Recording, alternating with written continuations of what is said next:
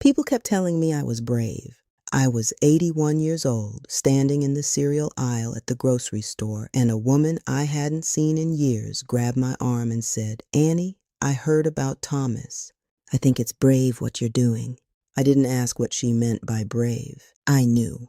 She meant alone. My name is Annie Mae Carter. I am 81 years old. And about 4 years ago, I came within 9 days of signing a marriage license that would have cost me everything I spent a lifetime quietly, carefully building. My home, my savings, what little was left to pass down. The fragile, slightly terrifying sense of who I am when nobody needs me to be anybody in particular. 9 days. The invitations hadn't gone out yet, thank God, but the dress was bought. The church was reserved. My daughter Linda had already ordered flowers she wasn't sure I actually liked but didn't want to ask about. And I walked away. People said a lot of things after that. Some said I was letting grief make my decisions. Some said I'd regret dying alone. A neighbor, a woman I'd waved to for 15 years without ever learning her last name, told my sister Gloria that she thought I'd had some kind of episode. Not one of them knew what I knew. What I'd found out slowly, in pieces, the way you find out most things that matter when you're old enough to understand the cost of not knowing sooner. Earl passed 6 years ago now. It wasn't sudden. It was the kind of slow fading that gives you time to prepare and then still surprises you completely when it's over. 30 years of being somebody's wife, and then one morning the house is just quiet in a way it has never been quiet before. I won't pretend I handled it well at first. I didn't know how to sit in a room without someone else breathing in it.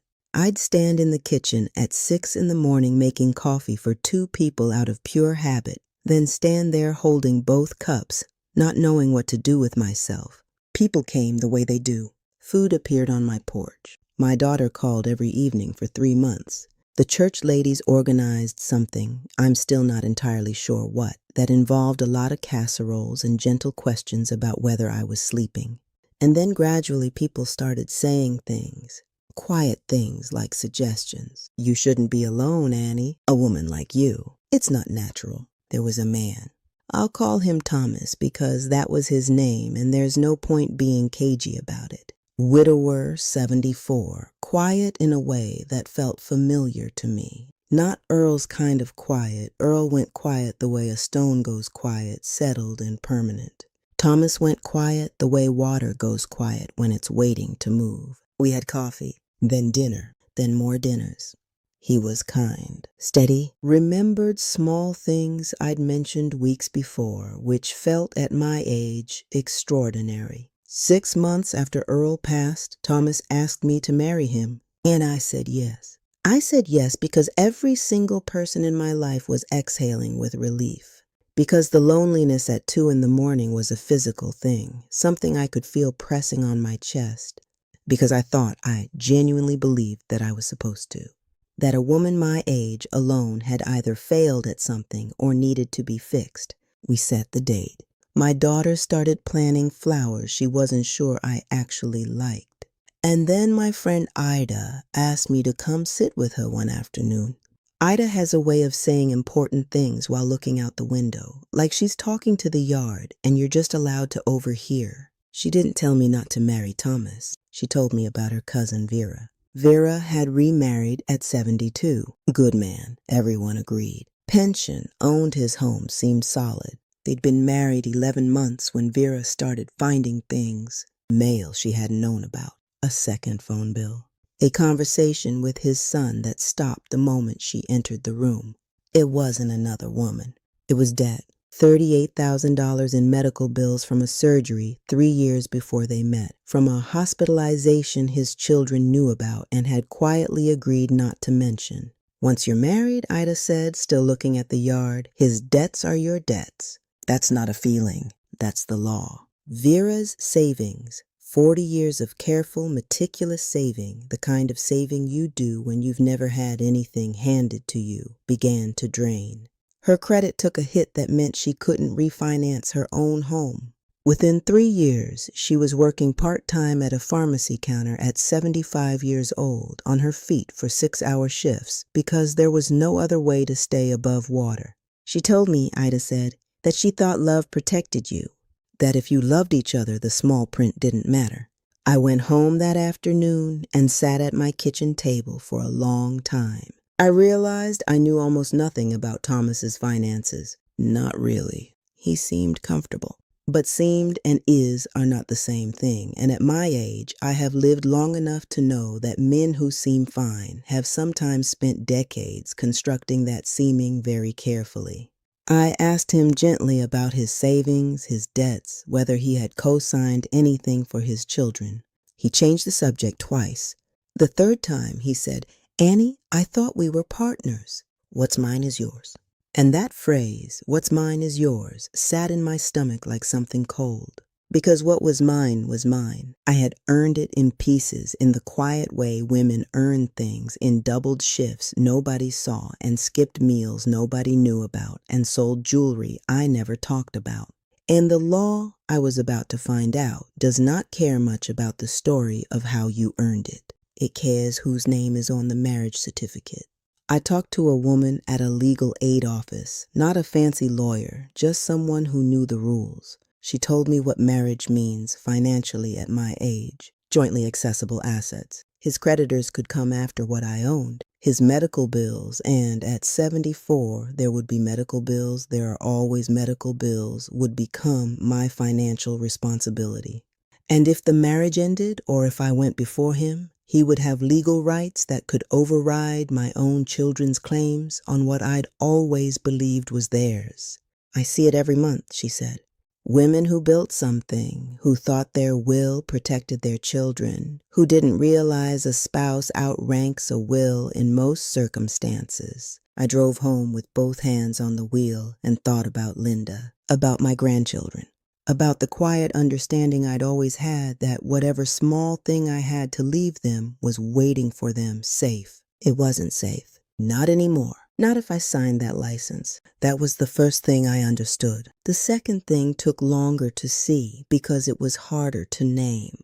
In the months I'd been spending time with Thomas, I had started changing. Small things at first. I rescheduled coffee with my neighbor Denise twice because Thomas had made other plans. I stopped watching the late-night documentaries I'd gotten into. Earl hated that kind of thing, and old habits of accommodation die hard. I started cooking earlier than I liked, to different timing than I'd settled into on my own. None of it was dramatic. None of it was asked of me directly. That's the thing nobody tells you about accommodation. Most of the time, you do it voluntarily. You've just been trained so long to make yourself fit into whatever space is available that you do it automatically before anyone even asks. One afternoon, I was at my kitchen table, the same table where I've had most of the thoughts that mattered to me, and I realized I couldn't remember the last morning I'd eaten breakfast when I actually felt like eating, instead of when it was convenient for someone else. That sounds so small. But I was 77 years old, and for the first time in my adult life, for the first time since I was very young and my mother was still alive and the house still smelled like her cooking, I had been living on my own schedule. Eating when I was hungry, sleeping when I was tired, rearranging the furniture in the bedroom twice just because I could, just because nobody was going to come home and ask me why the dresser was on a different wall. And I had started giving that up, quietly, automatically, without realizing it was happening. I went to see my friend Dorothy, who had remarried 3 years before. I'd been meaning to ask how it was going. She looked tired in the way that doesn't come from lack of sleep. "It's fine," she said. "He's a good man." And then, after a moment, I just miss having my own schedule. He gets anxious if I'm gone too long.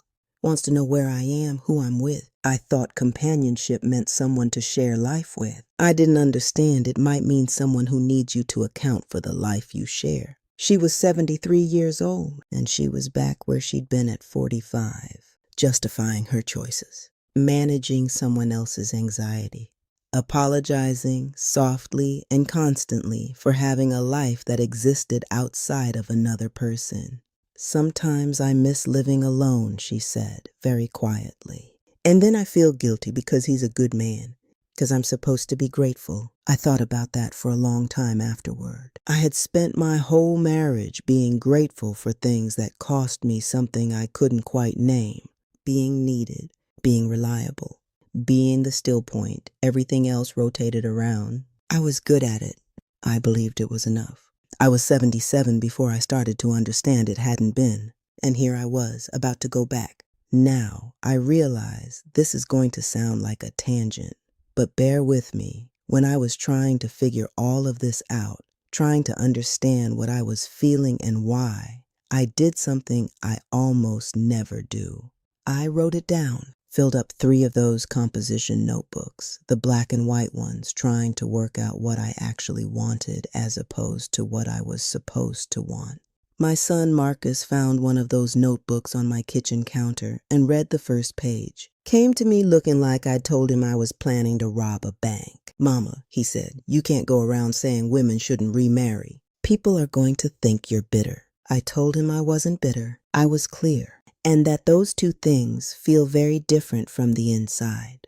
He wasn't convinced. Marcus has always been more worried about what things look like than what they are. He got that from Earl, I think, or maybe from watching me. I don't know. Either way, he still calls occasionally to check whether I've said anything else that might embarrass the family. I find it easier not to answer on the days when I have a lot to say. The third thing I understood came from my daughter Linda. A week before the date I'd set, she asked me to have lunch. Just the 2 of us. She was quiet for most of it, rearranging things on the table, the way she does when she's working up to something. Finally, she looked at me and said, "Mama, what happens to the house if you marry Thomas?" I didn't have a good answer. "And the savings?" "What you told me you were putting away for us." I started to say something about my will, about how nothing would change, and she shook her head. "That's not how it works," she said. I looked it up. A spouse has rights that can override a will. You know that, right? I hadn't known it, not clearly, not in the specific way she'd found out. She wasn't crying yet, but she was close. "Mom, I'm not asking about money. I'm asking what happens to everything that's ours, everything that was Daddy's and yours and now yours alone. Because if something happens to you and Thomas is still alive, we could spend years in court trying to claim what you always said was for us. And there's a real chance we'd lose." I told her she was being selfish. I said it the way you say things you know aren't entirely true because you need to say something and the truth is too complicated. She said, "I'm scared of becoming a stranger in my own family's story." We didn't speak for 4 days after that lunch.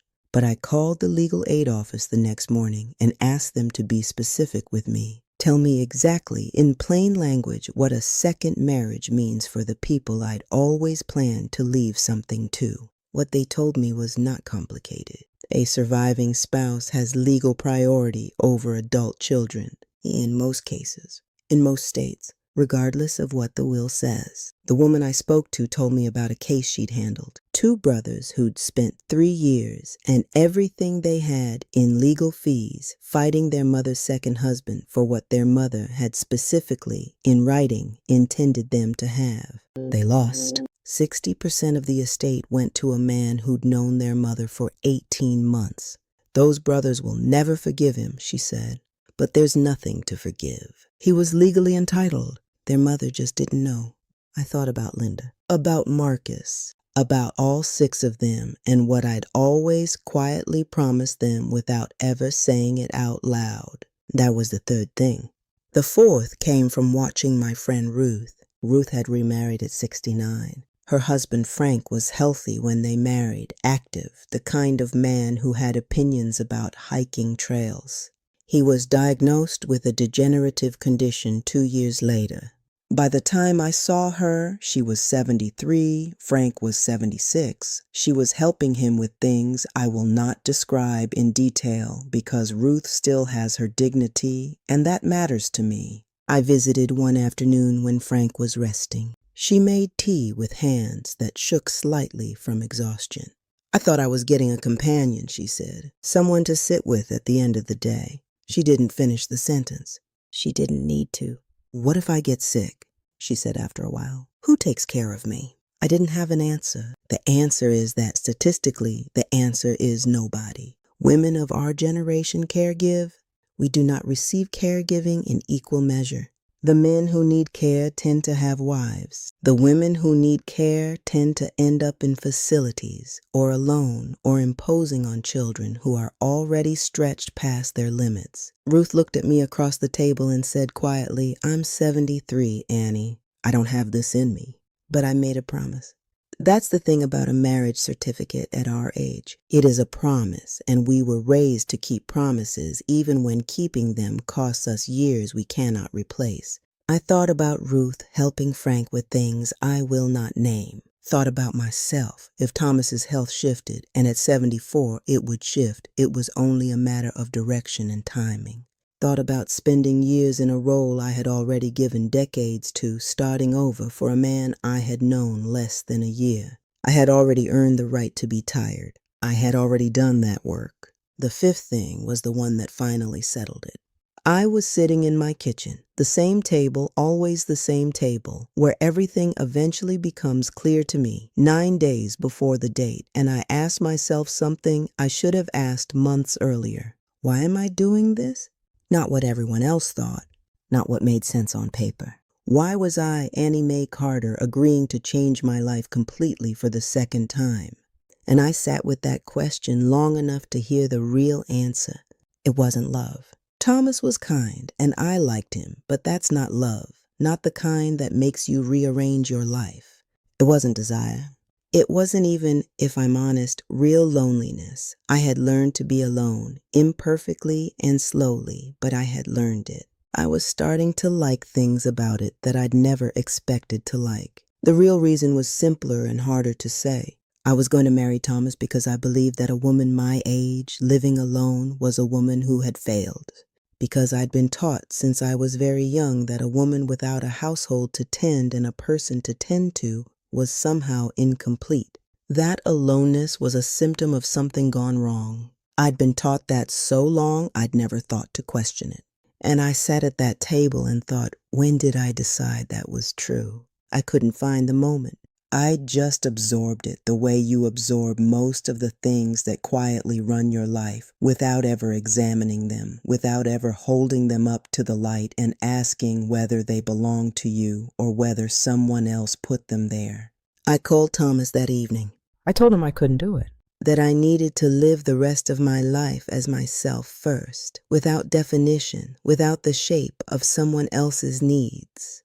That I was sorry for the disruption and the disappointment, but that I wasn't going to be able to sign that license. He was not gracious about it. He said I was selfish. He said I would regret dying alone. He said I had wasted his time and made a fool of both of us. He may have been right about some of that.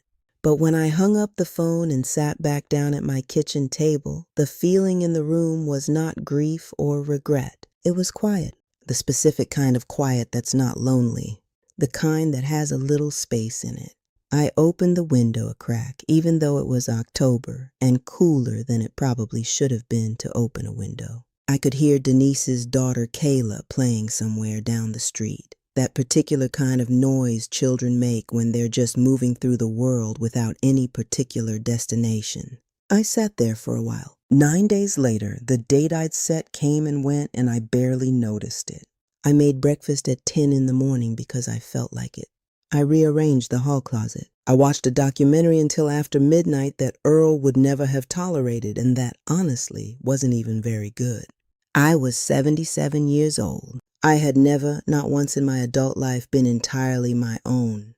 And there I was. I'm not telling you what to do. I'm not trying to make your decisions for you. I'm just an old woman sitting in a house she's owned for decades, telling you what I found when I finally stopped moving long enough to look. The people who said I was afraid were wrong. The ones who said I was bitter were wrong. The ones who said I'd die alone and regret it, well, alone is not the catastrophe they made it out to be. Not always, not necessarily. Some things you earn late, Some things you only understand after most of the noise has settled. Gratitude for me looks like this: a window cracked open in October, coffee at 10 in the morning, 11 grandchildren who are each in their own way still figuring out who they are, which gives me a certain kind of hope because apparently that process doesn't really have a deadline. The work of understanding your own life is slow work. It doesn't finish neatly, but it's the only work that was ever entirely mine. Thank you for sitting here with me today. I know this isn't easy territory. It isn't for me either, even now. But I'd rather say the hard things quietly than leave them unsaid. If you'd like to sit with me again, I'll be here. Same table, same window. Subscribe if you want to keep listening. Not because I have answers, I'm not sure I do, but because sometimes it helps just to hear someone else thinking out loud. Take care of yourself, whatever that means to you.